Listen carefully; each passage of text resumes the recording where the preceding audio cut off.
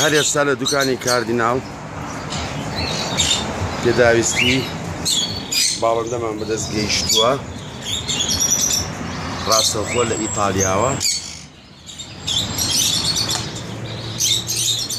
الآن وصل أغراض مباشرة من إيطاليا أو مستلزمات الطيور، منخل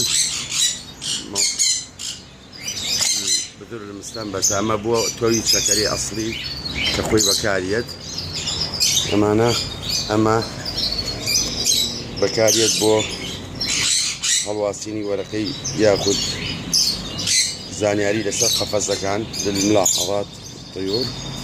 ئەمە شێلانەی زێبرا و گۆڵدیان فینچیا بۆ زۆربەی ئەمەش منهەلە زۆرێکی تازەیە هێناومانە، هەم بۆ دەرمان ئاوە بێت هەم بۆ خواردانی شێتوانی تێ بکەی.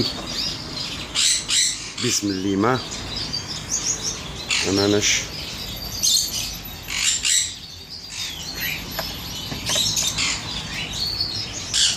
ئەمە بۆی تێدە سەری نیشت. ئەمانە زۆری تازەیە ناومانە، ئەمە ئیتالی ئەسڵە.